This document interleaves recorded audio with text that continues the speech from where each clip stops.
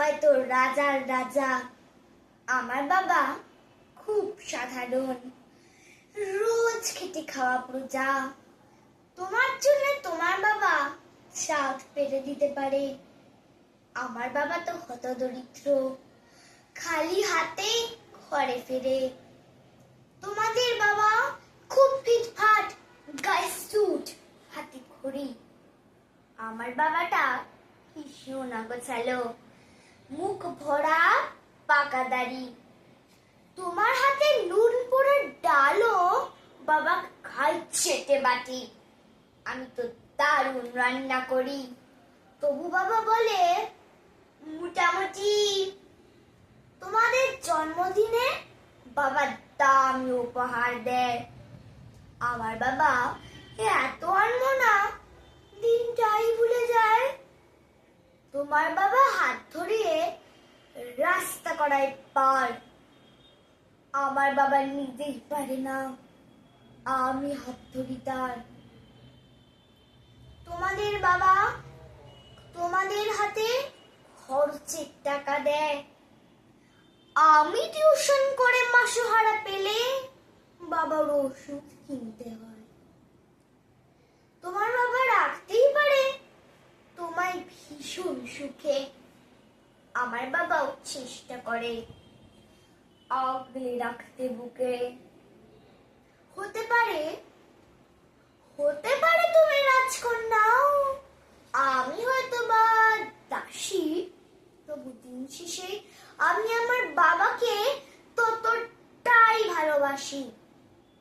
তোমরা বাবা শব্দের যে সংজ্ঞা দাও সারা ফেসবুক জুড়ে, ওই চিরাচরিত বাবার উপমা আমায় বড় বিরক্ত করে।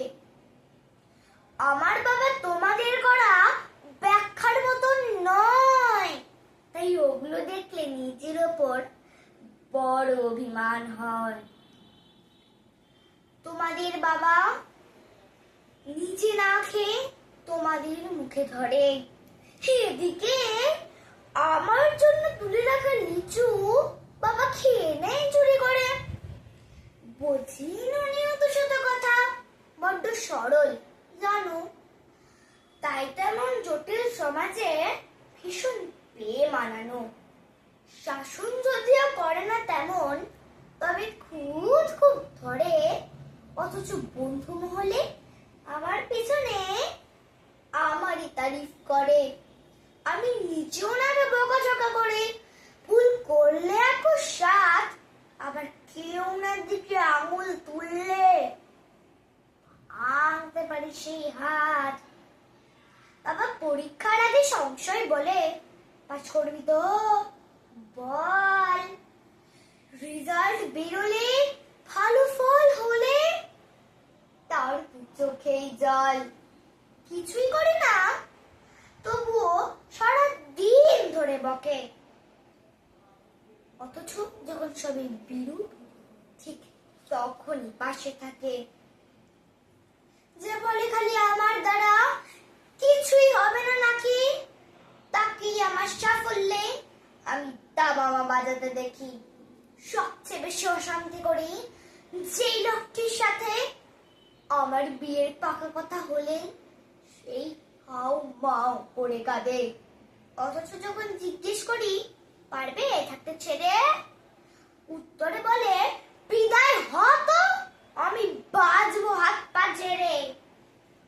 তাও জমে বুকের কখনই অভিমান জন্মায়, সময়ের সাথে যদিও আবার সে বরফ গলে যায়। এই পৃথিবীতে সময়ের সাথে কত পরিচয় হয়, হিসেব করে দেখেছি কেউ বাবার মতন নয়। সম্পর্কের সমীকরণেরা রোজ বদলায় মান, তবুও প্রথম সারিতে বরাবর থাকে বাবা মায়েদের স্থান। ঝগড়া ঝামেলা অভিমান এসব এত কিছুর বড়, আমি একটা বিষয় ওনার প্রতি দুর্বল করে বড়। আমাকে আমার প্রিয় মানুষরা এত নামে ডাকলেও বাবার মতন মামার বলে কই ডাকে থাকে না তো কেউ। নমস্কার।